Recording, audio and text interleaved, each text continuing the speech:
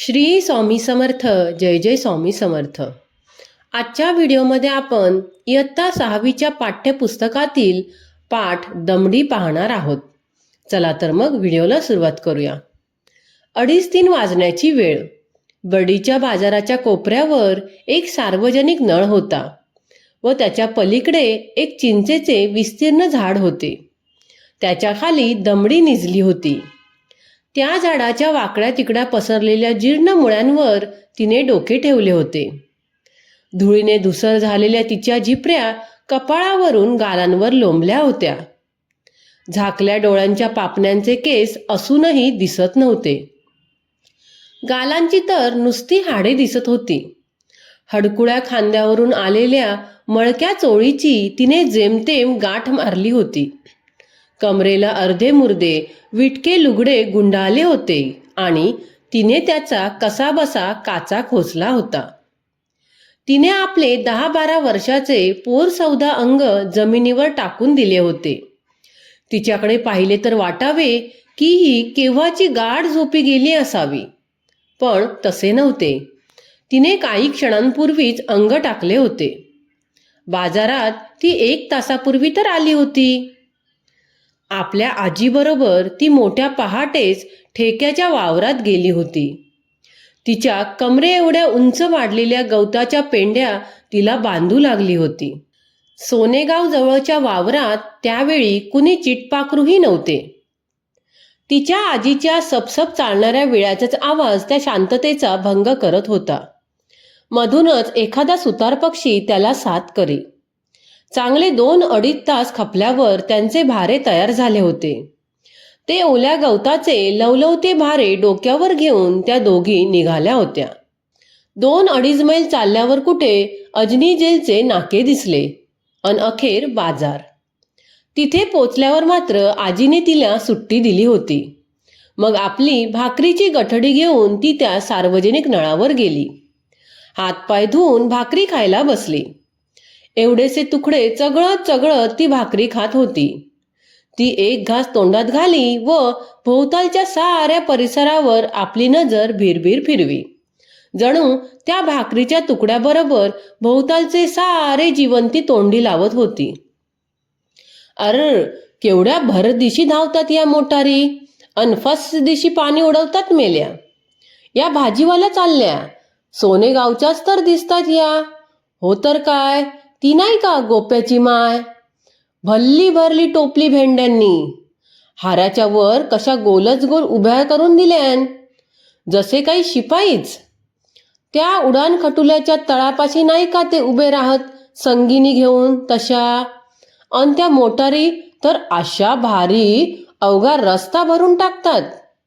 बाजूंनी जाणाऱ्या माणसालाही आपल्या वाऱ्याने ओढून नेतात जणू. लोणीवाला उतरल्या बरं त्या झाडाखाली निंबाच्या. रामा रामा, केवढा कलकलाट त्यांचा. अडत्याशी झुंज घालतात जणू. आहा, काय न्यारा घमघमाट सुटलाय. तिने मागे वळून पाहिले. तिच्या पाठीशीच शेव भजीवाल्याची राहुटी होती. शेवेचा असा चरचरीत घाणा घातला होता त्याने.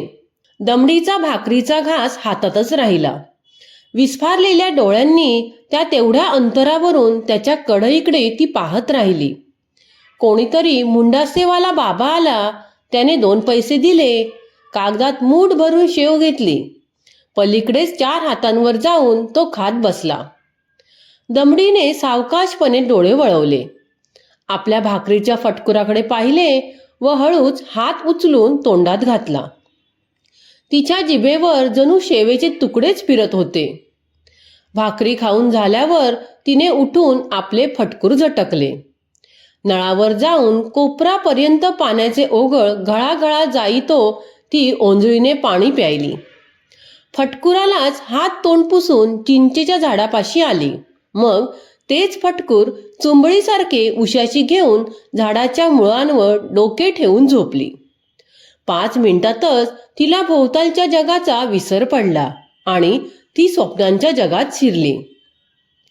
त्या स्वप्नात ती अखंड चालत होती. पावलामागून पाऊल टाकत होती. दृष्टीचे झेप जाईल तिथवर तिला हिरवेगार गवतच दिसत होते. त्यातून वाट काढत डोक्यावरचा जड लांब भारा सावरत ती एकसारखी चालली होती. बरोबर आजी नव्हती, कोणीच नव्हते. तिने डोक्यावर सहज हात नेला आणि काय मज्जा! तिच्या डोक्यावर गवत कुठे होते? काहीतरी लांब, पिवळे, कडक, गरम, त्याचाच सबंध भारा तिच्या डोक्यावर कोणीतरी दिला होता. आहा, शेव! खमंग, कुरकुरीत, गरम शेव होती ती. तिच्या डोक्यावर होती. तिच्या हातानेच तिने धरली होती. त्यातली शेव खावी आपण. तिचा हात पुढे सरकला, पण लगेच भान आले की डोक्यावरचा भारा दुसऱ्याच कोणाला द्यायचा असतो ना, त्या मुंडासेवाल्या बाबाला. त्याच्याजवळ पैसे आहेत ना द्यायला.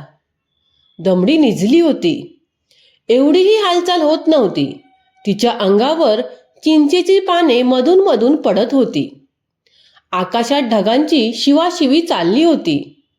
वाऱ्याचे झोत येत जात होते.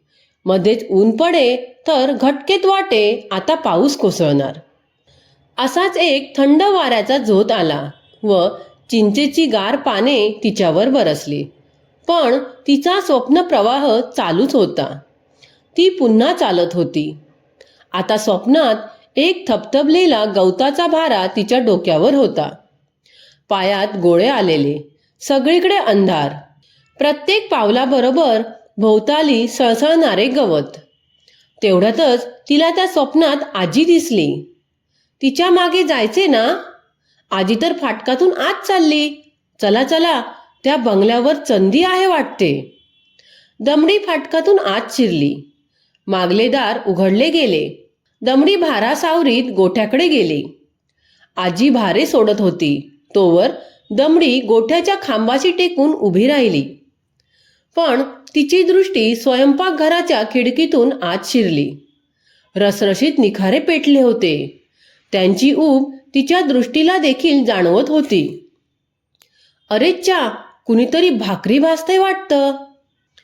अन भाजल्या जाणाऱ्या भाकरीचा केवढा खमंग वास पसरला होता.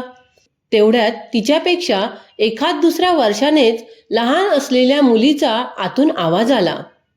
माझ्या भाकरीवर दूध पाहिजे, दूध. पाहूया तरी. पण आजी तर फाटकातून बाहेर पडली. म्हणून दमडीही निघाली. आजी मागोमाग चालू लागली. अंधारातून, गवतातून. आता तिला स्वप्नातच कुठले तरी गाव दिसले. सोने गाव का ते? सोन्याचे गाव. मावळत्या सूर्याच्या प्रकाशात चिंचोळ्या पाय वाटेने वरवर चालली होती ती. मग शीतळा देवीचे देऊळ लागले.